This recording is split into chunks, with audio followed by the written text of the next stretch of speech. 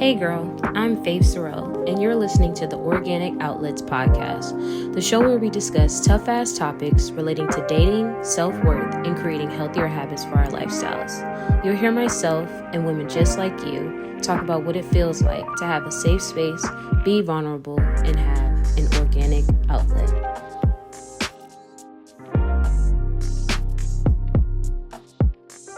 So much easier said than done to detach from the idea of something, the potential of somebody. And a lot of times it is like, you're holding on to the memories, you're holding on to the connection, what it felt like when you first interacted with that person, and you lose yourself in that. When you start to detach yourself from, someone and start to really, really pour into yourself, you really start to see what you are capable of. And I am a firm believer that if somebody gives you more than enough time to ruminate, more than enough time and space for you to sit with yourself long enough, you might actually realize how much you don't want to interact with that person, or you don't, need that person to validate your decisions or validate who you are at all to them. Relationships are supposed to be an extension of you.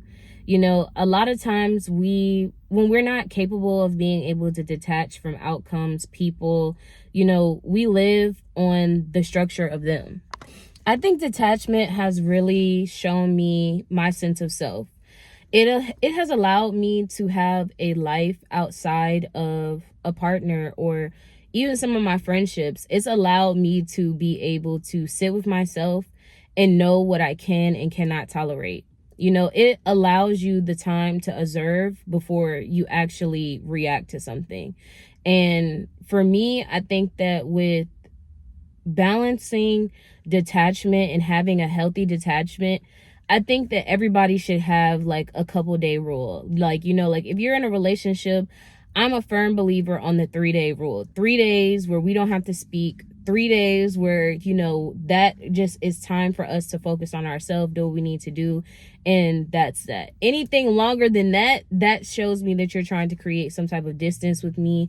And we don't want to, if that's not what we really want, then we shouldn't be doing that. It should not, that's like a non-negotiable, and I think a lot of times we don't detach away from the idea or potential of something because we hope that it's going to be good and we fear what it's going to feel like if we truly let it go. I am a firm believer that if I cannot look 6 months away from my life today and be not content with what it looks like with another person and that I'm involved with 6 months from today, like if you wake up 6 months from today and everything was absolutely the same, and would you be happy? You know what I'm saying? Like, would you be happy if everything stayed the same? If you woke up 6 months from today and nothing changed, there wasn't any progression, there wasn't, any buildup, there wasn't any real intention for it to change. Know that you require something, or if you know that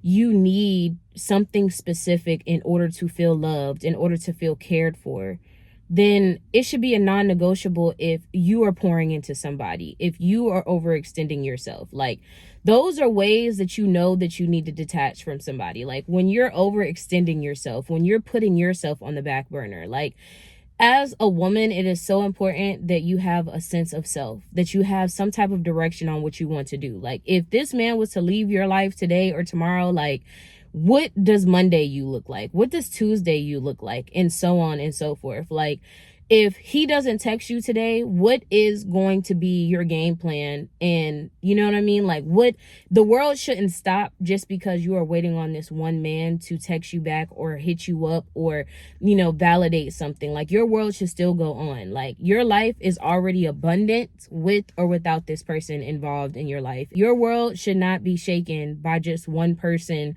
being involved with you or not without you. You know what I'm saying? Like, your day should not be dictated based on someone's lack of response or a response, period.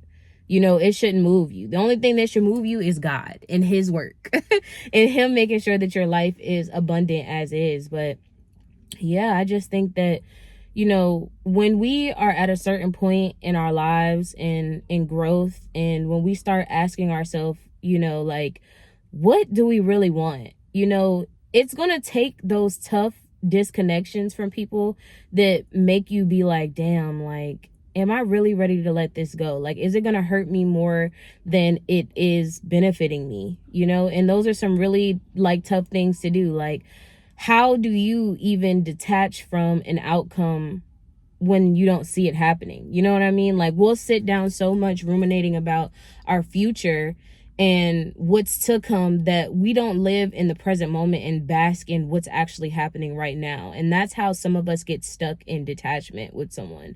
We visualize that white picket fence and getting married and having kids and being, you know, courted and being in a relationship and so on and so forth. But in hindsight, we're not paying attention in real time that this person doesn't make time for you. This person, you know, flunks out on dates. This person, you know, is always doing everything under the sun, but making sure that you are somebody that they don't want to lose.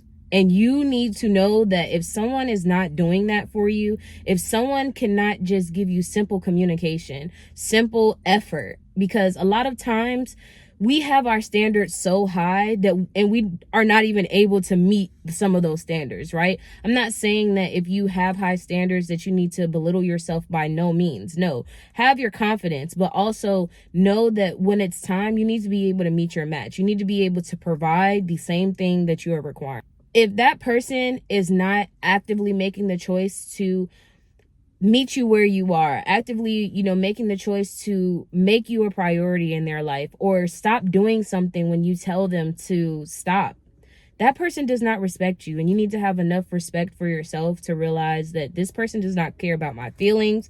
They don't care about my boundaries. They could care less. Okay. I used to be somebody who used to like be such a people pleaser. Like, when I say that, like, I am so happy that I've grown out of that place in my life, because I would probably never be here, be able to like speak on any of the things or experiences that I've had. But I used to be someone who expected, you know, to be validated and praised for every single thing that I did, because I knew how hard it took for me to get there. I knew what I needed to do. And it was like, for such a long time, you know, I started to be like really, really like almost resentful to a degree, because it's like, it was like I'm looking for all of this validation. But in hindsight, like, I didn't give that validation to myself, because people around me were already expecting me to do this. You know what I mean? Like, they didn't have to tell me they were proud of me. They didn't have to, you know, do any of those things. Like, they already knew that I was going to accomplish these things. And I didn't even take the time for myself to believe in myself that it was possible for me. You know, like, and the thing is like, you don't, sometimes we don't, we're not, we're, you know what I'm saying? Like, a lot of times when people will tell you, like, you need to be humble, you need to be modest, right?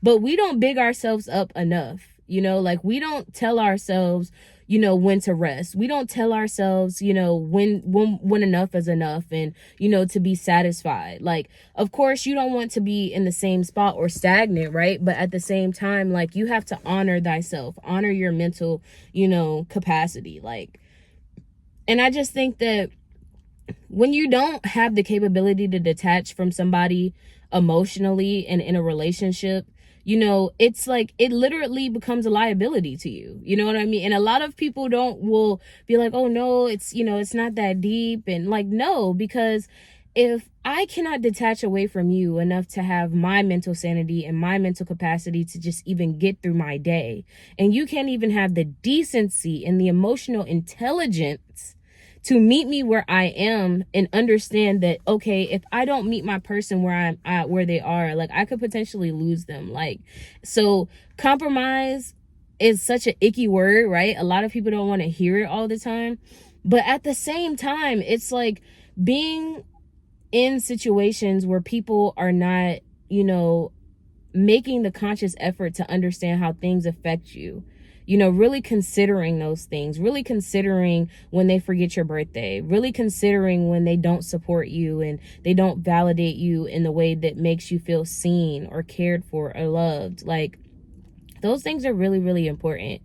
And I feel like we literally just, you know, have grown up in a culture where it's like everything that we deem as validation, is almost like you're a sucker for it. Like you're, you know what I'm saying? Like you can't, you know, give people praise, or, you know, it's like you're doing too much. And then if you're not doing it, then you're jealous. Like, please. Oh my goodness. So how do you reclaim your power when you feel detached, when you don't know how to grapple with detaching or the fear of the unknown? You have to put your focus on yourself.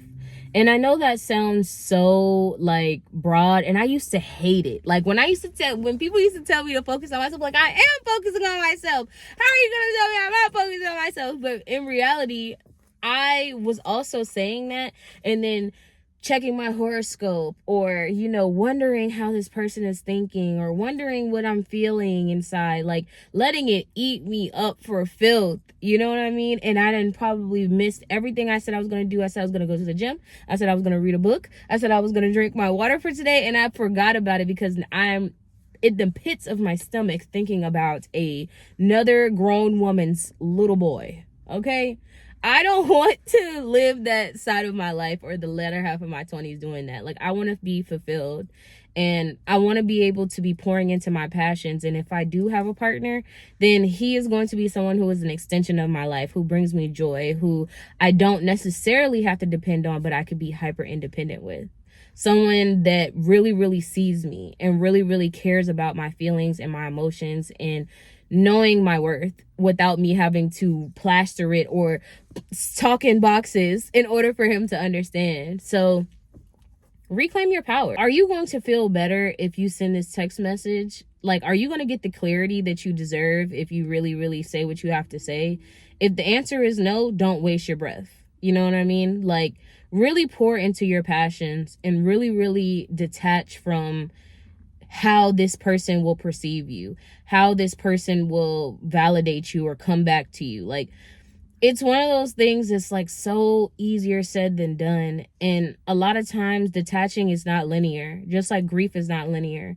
You know, sometimes you have to mourn the idea of a person in your life. You have to mourn the idea that you had of them and what it would have been, and really realize what it is. Like, it is what it is, and it is what it isn't. Like, you know, what's meant to be will be, and that is really the truth. Like, detaching is not for them, it is for you. It's so that you can reclaim your space back. It's so that you're not going through your days with all of your mind and all of your energy being wrapped up around somebody else's existence. Yourself back into you mode. Once you break up, everybody is back on that grind. You know, you're like, oh, I'm just focusing on myself, man. I'm just right.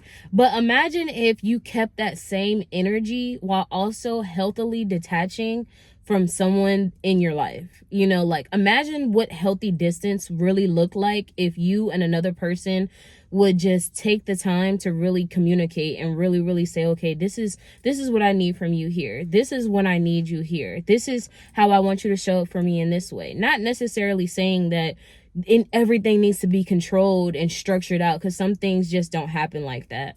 But imagine if you can meet your person in the middle, and you are able to still be fulfilled individually and with your partner. I love you guys. I really hope that my community continues to grow this year.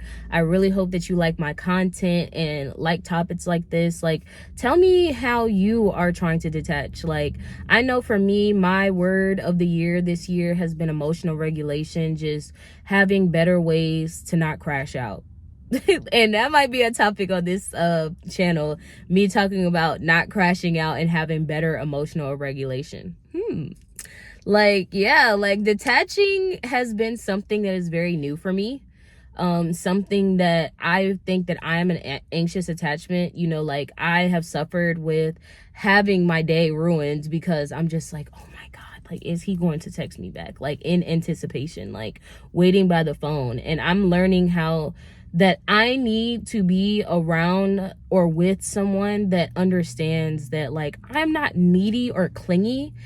It's just the little things, you know. It really is. It's just like, just text me, you know, send me something funny, you know, like I want to be included in your life. And it's like, if I don't feel like that, then I just feel like I serve no purpose, you know, like to be with you. Like, and not to say that, you know, everybody has to have a sole purpose or title in your life or something, but just, I just want to feel like I am a part of your tribe, somebody that you can go to, that you want to speak to, you know?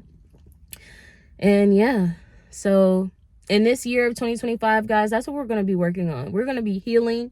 We're going to have better emotional regulation. We're going to know when to react, and we're going to know when to respond, and we're going to know when to detach. Okay. So I love you guys per usual. Go watch the Super Bowl. I don't know who's going to win. Maybe the Chiefs. Actually, Jalen Hurts might win because, you know, he's on the Eagles, but there it is. Love you guys.